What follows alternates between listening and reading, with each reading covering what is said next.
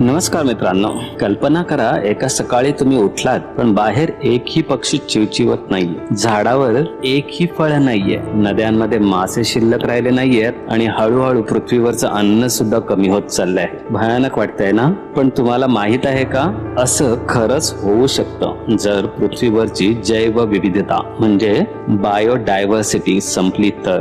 पण ही जैवविविधता म्हणजे नेमकी आहे तरी काय, आणि ती आपल्या आयुष्यासाठी इतकी महत्वाची काय? तर आजच्या व्हिडिओत आपण तेच पाहणार आहोत. नमस्कार मित्रांनो, आमच्या शैक्षणिक चॅनलवर तुमचे मनापासून स्वागत. आज आपण पृथ्वीच्या एका अशा गुप्त शक्तीबद्दल म्हणजे सुपर हिरो बद्दल जाणून घेणार आहोत जे शांतपणे आपले प्रत्येक जीवाचं जीवन वाचवत आहे. हा व्हिडिओ शेवटपर्यंत नक्की पहा, कारण आज तुम्हाला निसर्गाचे अनेक भन्नाट रहस्य समजणार आहेत. Welcome to Smart School Info.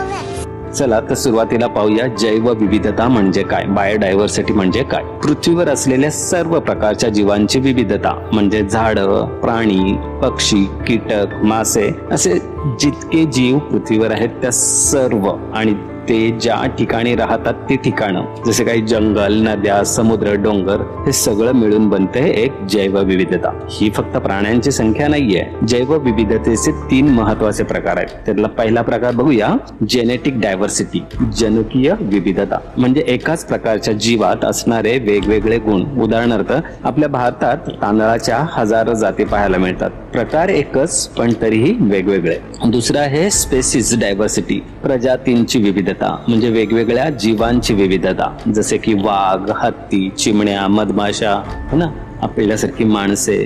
तर हे झाले स्पेसिस डायव्हर्सिटी. आणि तिसरा प्रकार आहे इकोसिस्टम डायव्हर्सिटी, परिसंस्थेची विविधता म्हणजे वेगवेगळे नैसर्गिक प्रदेश जसे की जंगल, वाळवंट, नदी, समुद्र, शेत, हे सर्व. आणि सर्वात महत्वाचं म्हणजे हे सगळे जीव एकमेकांशी घट्ट जोडलेले आहेत, ते सर्व एकमेकांशी कनेक्टेड आहेत. तर आहे ना मजेशीर? मित्रांनो, पुढे जाण्यापूर्वी जर तुम्हाला विज्ञान आणि निसर्गाची अशीच रंजक माहिती सोप्या भाषेत जाणून घ्यायला आवडत असेल तर आत्ताच आपल्या चॅनलला सबस्क्राईब करा आणि शेजारील बेल आयकॉन ही नक्की दाबा, जेणेकरून आमचा येणारा नवीन प्रत्येक व्हिडिओ तुमच्यापर्यंत पोहोचला जाईल. चला तर मग पुढे जाऊया.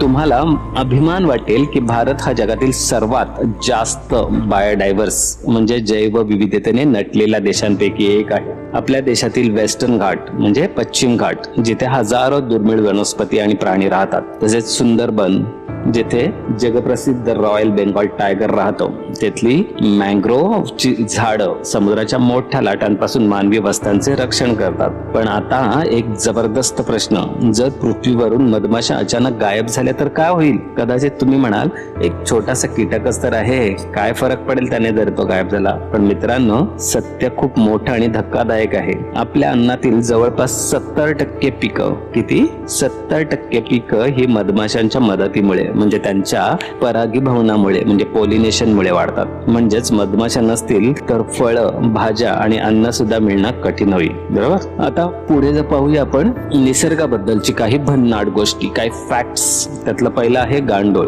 अर्थवर्म, जे जमिनीला मऊ आणि सुपीक बनवतात, म्हणूनच त्यांना शेतकऱ्याचा मित्र असे म्हणतात, किंवा मातीचे डॉक्टर. दुसरी आहे एक छोटीशी मधमाशी, जी आपण मगाशीच म्हणालो की वर जवळपास 70% पॉलिनेशन हे मधमाशांमुळे होतं. संपूर्ण अन्न साखळी, फूड चेन जी आहे ती वाचवण्यात सर्वात मोठी मदत या मधमाशा करत असतात. तिसरं आहे एक मोठं झाड, जे स्वतःमध्ये हजारो लहान मोठ्या जीवांच्या हक्काचं घर असतं. चौथा आहे बेडूक, हे पर्यावरणाची तब्येत सांगतात. आश्चर्य वाटलं ना? जर एखाद्या भागातून बेडूक गायब झाले तर समजायचं की तिथला निसर्ग धोक्यात आहे. म्हणजे त्या बेडकांना अगोदरच समजतं की निसर्गाची परिस्थिती काहीतरी बदलणार आहे. म्हणूनच बेडकांना पर्यावरणाचे इंडिकेटर आहेत.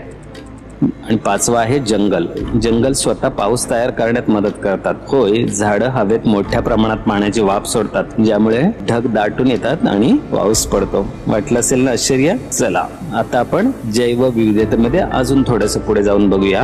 पण सर्वात दुःखाची गोष्ट म्हणजे आज या जैवविविधतेवर जे संकट आलेले आहे ना, त्यामागचं सगळ्यात मोठं कारण आहे माणूस. हो, आपण स्वतः आहोत, कारण आपण जंगल तोड करतो, वाढते प्रदूषण, प्लास्टिकचा अतिवापर, क्लायमेट चेंज या गोष्टी सर्व इतक्या वेगानं वाढत आहेत की यामुळे अनेक प्राण्यांची घरं नष्ट होत आहेत आणि अनेक जीव कायमचे पृथ्वीवरून गायब होत आहेत. लक्षात ठेवा, जर निसर्गाची हानी झाली तर शेवटी सर्वात जास्त नुकसान माणसाचंच होईल, कारण माणूस निसर्गापेक्षा वेगळा नाही, तो निसर्गाचाच एक भाग आहे. पण एक चांगली गोष्ट अशी आहे की आपली पृथ्वी वाचवण्याची सुरुवात तुमच्या आमच्यासारखी लहान मुलं आणि नागरिक सुद्धा करू शकतात. कशी पाहूया. पहिला प्रकार करू शकतो आपण, शक्य तितके झाडं लावूया आणि ती जगवूया. पाण्याचा अपव्यय टाळा, म्हणजे पाणी वाचवा. नंतर आहे प्लास्टिकचा वापर पूर्णपणे बंद करा किंवा कमी करा. उन्हाळ्यात पक्ष्यांसाठी गच्चीवर अंगणात पाण्याचे भांडे ठेवा, ज्यामुळे त्यांचं जीवन वाचलं जाईल. आणि आपल्या परिसरातील निसर्गाचे रक्षण करा. लक्षात ठेवा, आपले छोटे छोटे प्रयत्न सुद्धा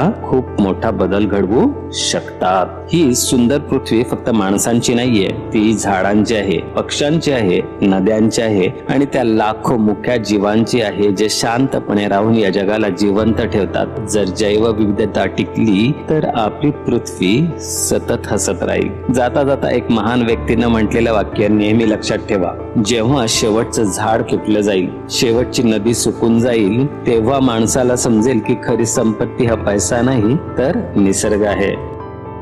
मित्रांनो, तुम्हाला आजचा हा व्हिडिओ कसा वाटला आम्हाला कमेंट करून नक्की सांगा. जर माहिती आवडली असेल तर व्हिडिओला लाईक करा आणि हा महत्त्वाचा व्हिडिओ आपल्या मित्रांसोबत आणि कुटुंबासोबत शेअर करायला विसरू नका. अशाच नवीन शैक्षणिक व्हिडिओसाठी आमच्या चॅनलला नक्की सबस्क्राईब करा. व्हिडिओ शेवटपर्यंत पाहिल्याबद्दल मनापासून धन्यवाद. सुरक्षित राहा, निसर्गाची काळजी घ्या. पुन्हा भेटूया पुढच्या व्हिडिओमध्ये. तोपर्यंत जय हिंद, जय महाराष्ट्र. Thanks for watching.